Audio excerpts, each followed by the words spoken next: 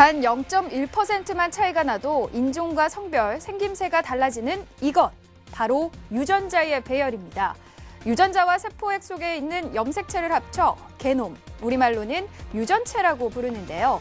바로 이 유전체 분석이 사건, 사고의 의문을 풀고 질병을 고치는 핵심으로 떠오르고 있습니다. 유병헌 전 세무그룹 회장의 시신도 유전자의 본체를 이루는 DNA를 통해서 확인이 됐죠. 유전체 분석 사업에 박차를 가하고 있는 마크로젠 경우 오늘 주가가 14.95%나 급등했습니다. 또 다른 유전체 검사 전문 업체인 DNA 링크도 2.4% 상승했는데요. 질병을 이기려는 인간의 시도, 사건 사고의 비밀을 풀기 위한 노력이 계속되면서 유전체 분석 시장이 점점 커질 거라는 전망이 나오고 있습니다. 유전체 분석 시장과 관련 기업, 앞으로 성장성은 어느 정도일까요? 자, 줄기세포 치료 그리고 유전체 분석, 바이오시밀러 이런 부분들이 최근 바이오 관련 업계에서 좀 주목을 받고 있는 것 같습니다. 자, 글로벌 시장이나 학계의 움직임을 볼 때 유전체 분석 시장이 커질 것은 확실한 것 같은데요. 이제 상용화가 언제가 되느냐가 아무래도 관건이지 않을까 싶은데, 자, 상용화는 언제 될 것으로 보이고 또 관련 기업들 현재 어느 정도의 수준까지 좀 연구가 진행이 됐는지도 궁금하거든요. 네, 상용화에 대해서. 상용화가 됐죠, 벌써. 유전체 분석이라고 하는 것은 우리가 보통 이제 유전체 분석이라고 하면은 게놈 분석하고 같은 얘기인데요. 네. 예전에 이제 뭐 진짜 드라마 보면 한 번씩 나오는 얘가 네 아빠냐 엄마냐 뭐 이런 거 하는 거 있죠. 네. 그것도 요즘 같은 경우에 DNA 분석으로 엄마인지 아빠인지 머리카락 뽑아서 네. 이렇게 하는 것들 바로 나오더라고요. 예, 네. 보여주고 있는데 이런 기본적인 어떤 게놈 분석이 유전체 분석하고 같은 말이거든요. 네. 이 부분 자체는 지금 상당 부분 벌써 이루어지고 있는 부분이 있고요. 아시다시피 시젠 같은 경우에는 진단시약을 통해서 유전체 분석을 하는 업체로 네. 이전 같은 경우에도 벌써 각광을 받았던 그러한 부분이 있기 때문에 시장 자체는 이미 좀 열려있다라는 부분 생각을 하면 될 것 같고요.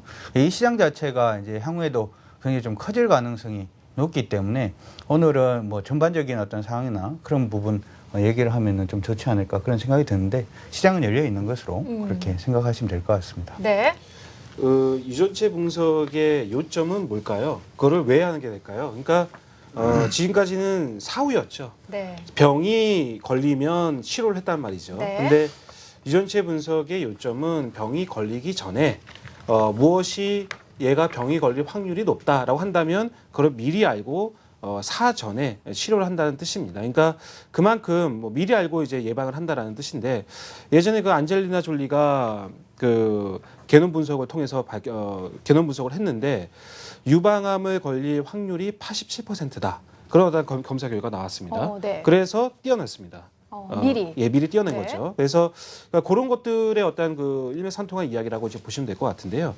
근데 그게 이제 뭐 상용화라고 이제 말씀을 하셨는데 뭐 예전에 우리 안병희 전문가님께서도 저기 뭐 3조 원을 200만 원으로 갔다라고 이렇게 좀 쓰셨는데 그게 1990년 초반만 하더라도 거의 뭐 15년 걸렸다 하더라고요. 그거 분석하는데. 네. 그리고 한 3조 원 정도의 뭐 비용이 들었다고 하는데 요즘에는 최저 비용이 30만 원대까지도 정말요? 내려왔고 아닙니다. 25만 원입니다. 25만 원. 신생아가 아니고 아기 처음 넣고 난 다음에 네. 그 애기 기본 검사하고 난 다음에 네네. 병원에서 이제 아기 유전체 검사를 하실 겁니까 이렇게 물어보는데 그 유전체 검사는 25만 원. 네, 5만 원 다운된 걸로. 네. 지금 3조 원 이야기하다가 지금 5만 원 너무 무난하시죠. 5만 원에 25만 원, 30만 원. 30만 원에 5만 원이면 이게 프로테이지로 크거든요.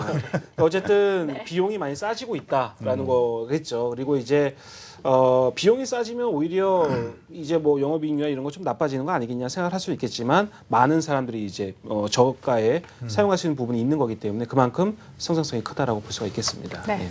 그 결국 이게 상용화에 대한 부분이 사실은 이제 상용화라는 어떤 단어 용어의 선정인 것 같은데 사실 이제 대중화가 될 것이냐가 가장 중요한 것 같아요. 상용화는 뭐 1조가 들어도 상용하고 상용을 하면 아무도 안 받겠지만 그런 건데 실제 그 어떤 그 우리나라에서 어떤 그 상당한 어떤 그 재력가들의 경우에 1년 동안에 병원에서 검사 비용으로 지출하는 금액이 몇 천만 원 정도를 쓰고 있다고 합니다. 소위 이야기는 이제 VVIP급의 이런 그 어떤 계층들은 이제 그렇게 몇 천만 원의 비용을 쓰고 있다라고 하는데 이 중요한 건 그건 것 같아요. 유전자들 전체 분석을 하는데 한 200만 원 정도가 발생을 합니다. 물론 이제 어떤 특정 질병을 알기 위해서 특정 유전자만 하는 건 아까 뭐 25만 원 이야기도 나왔고 30만 원 이야기도 나왔지만 이 전체 유전체를 분석을 한다는 게 한 200만 원 정도가 현재 드는데요. 그것도 아직까지는 상용화해서 200만 원이 아니고 어떤 연구 목적으로 이제 어떤 유전체를 즉 게놈을 어떤 분석하는 데 이렇게 비용이 발생을 한다고 합니다. 근데 중요한 게 뭐냐면 과거에 이제 엄청난 비용이 발생을 했던 거는 그만큼 어떤 그 연구 자료가 부족했던 것도 있지만 그 장비의 문제가 굉장히 컸었습니다. 과거에는. 근데 어떤 하드웨어가 급속도로 발전을 하면서 특히 이제 미국의 일루미나라는 곳에서 굉장히 빠른 어떤 그 시퀀싱을 하는 SEQ라는 어떤 그 모델을 생산을 하고 있는데 이 제품이 최근 들어서 이 마크로젠이 도입한 지금 도입을 또 하고 있는 이 제품의 경우에는 이 장비에서 한 사람의 유전체를 한 200만 원 정도 비용이면 분석을 하고 내년 정도 되면 100만 원까지 내려간다라고 하고 있고요. 지금 모 대기업인 S로 시작되는 모 대기업 같은 경우는 직원들의 이 건강 검진을 2년마다 이제 하게 되는데 이 의무적으로 할 때마다 어떤 옵션으로 추가 비용을 주게 되면 이 유전체 분석을 하는데 이 중요한 거는 뭐냐면은 그 자신의 어떤 질병 가능성을 안다라는 게 굉장히 중요한 것 같아요. 그러니까 내가 앞으로 무슨 병에 걸릴 확률이 높기 때문에 어떤 뭐 하다못해 금연을 한다던가 술을 조심한다던가 네. 아니면 다른 거 어떤 음식을 중요하죠. 특정한 네. 굉장히 중요합니다. 네. 그리고 또 하나가 이제 정부에서 그동안에 어떤 의료 비용에 대한 지출이 가장 많이 발생하는 게 대부분은 어떤 환자가 거의 이제 뭐 어떤 그 말기에 다가갔을 때 대부분의 비용이 집행이 되다 보니까 네. 그걸 사전에 막기 위해서는 어떤 예방 차원에서 어떠한 질병 가능성을 아는 게 굉장히 중요하고요.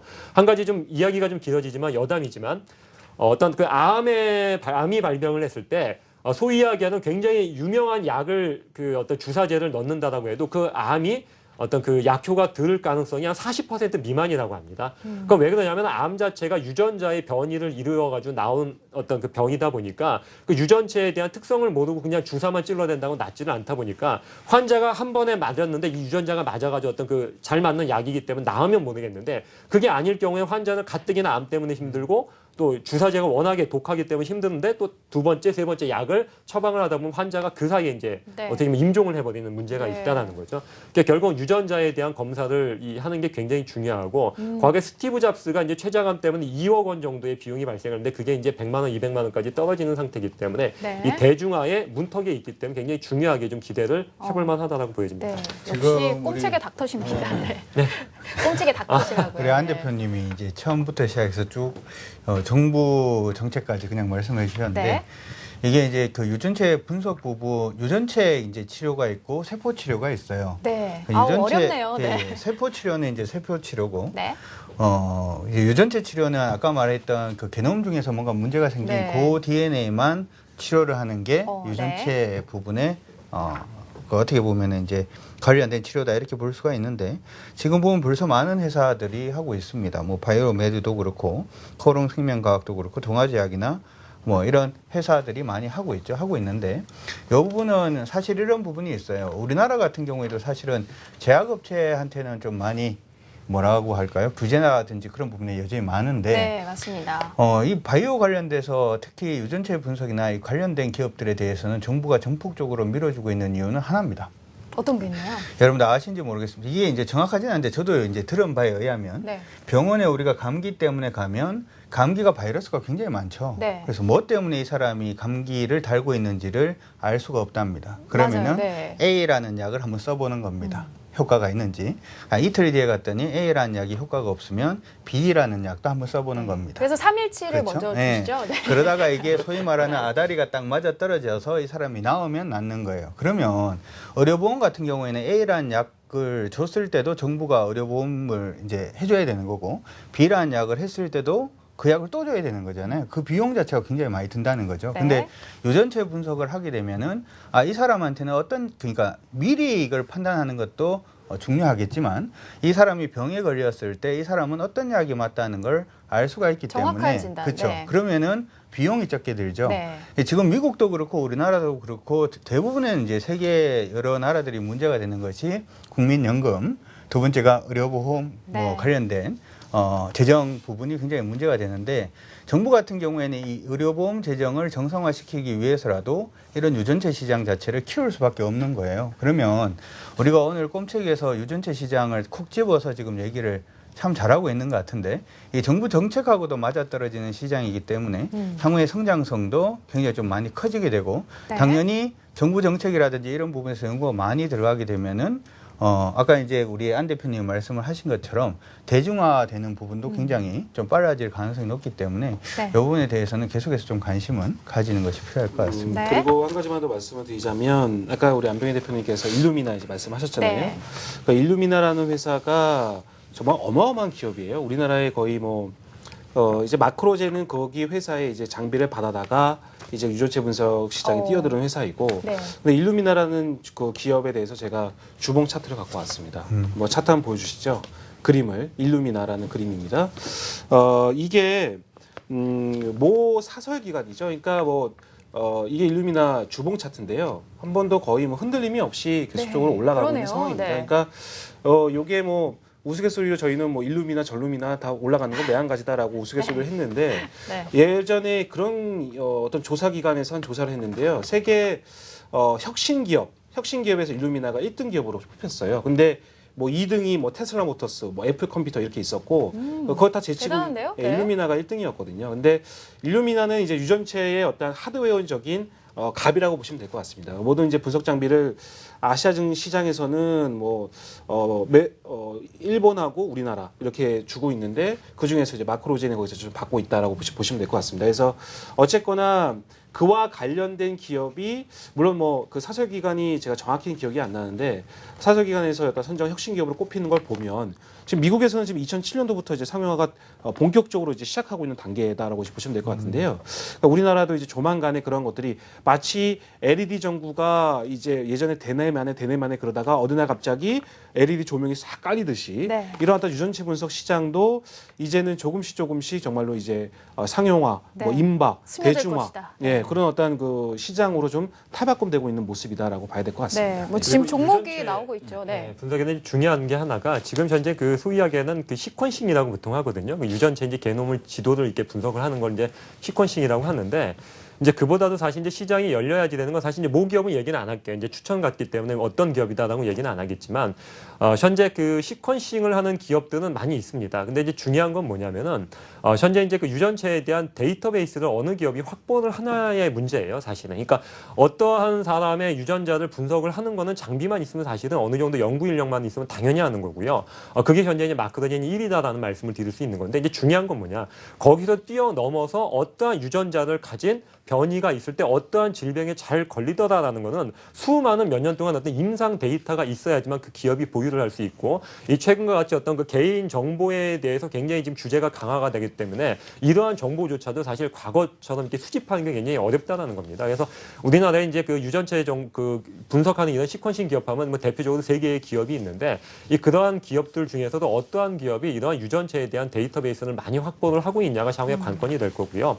이 모 통계 자료에 의하면은 현재 이제 모 기업이 한 6만 건, 7만 건 정도를 확보를 하고 있다라고 하는데 실질적으로 어떤 기업이 한 10만 명 정도의 유전자에 대해서 분석을 하고 어떠한 유전체 몇 번 유전체에 어떠한 변이가 있을 때 어떠한 질병 가능성이 있다라는 게 나오는 걸 한 10만 건 정도를 가지고 있으면 이 데이터에 대한 신뢰도가 상당히 높아지고 이러한 신뢰도를 기반으로 해서 아마 병원이라든가 많은 기업들에 대해서 이 영업을 세일즈를 하기에 굉장히 유리한 입장이 될 거다라는 말씀을 드리고 싶고요.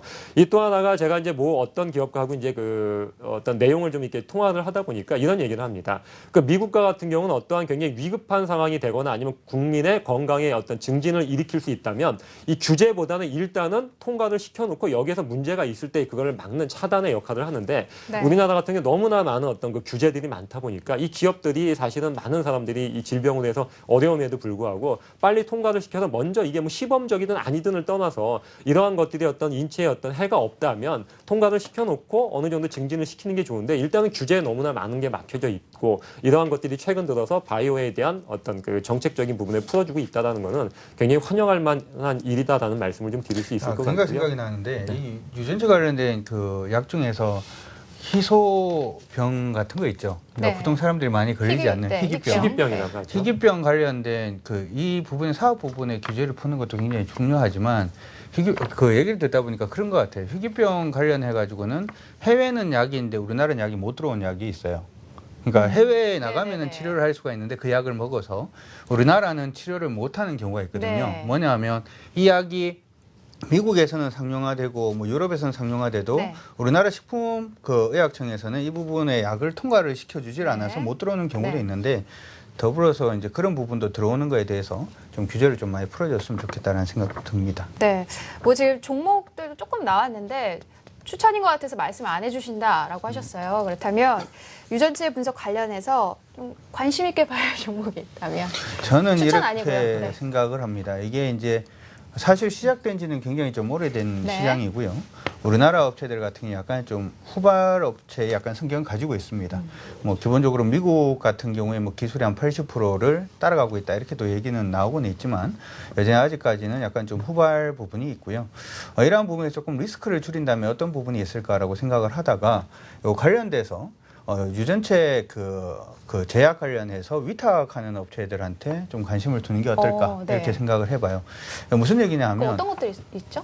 예, 제가 잘 몰라서. 관련돼 가지고는 예전 같은 경우에는 셀트리온이 그러한 회사였고요. 네. 그리고 삼성 관련된 회사들도 두 개가 있는데 이거는 비상장 업체이기 때문에 네. 좀 그렇고 가장 많이 알려진 게 이제 바이넥스가 아닌가 이렇게 생각이 드는데 바이넥스. 예, 요 위탁할 때도 어떤 식으로 가냐 하면 위탁을 해주는 회사하고 같이 임상을 같이 보통 들어가는 경우가 많습니다. 그렇기 때문에 이 부분의 약이 이제 출시가 되게 되면은 당연히 예전에 임상부터 시작해서 같이 했던 회사한테 위탁을 할 수밖에 없죠. 이건 어떻게 보면 진입장벽이라고도 볼 수가 있기 때문에 일단 리스크를 대신에 이제 투자하거나 연구하거나 하는 비용은 다른 업체들보다는 적게 들어갈 수가 있기 때문에 네. 바이넥스 같은 경우에 그런 쪽으로 좀 관심을 가질 만하지 않나라고 생각을 하고 있습니다. 네. 박병욱 차장님은 네. 그거를 한번 보죠. 이거를 오늘 요거 내용 아닙니까? 국가과학기술 자문회의 내용에서 어떤 것 분야를 정부에서 좀 밀어줄 것인가 그걸 한번 준비를 그림을 했는데 네, 자료를 볼까요? 우리 안병일 형님께서도 준비를 하셨더라고요. 제가 먼저 한번 보겠습니다. 먼저 하시는 분이 임자입니다. 예. 그러니까 오늘 이게 그러니까 뭐 최근에 했죠. 오늘 한 게 아니고 내용이. 그러니까 네.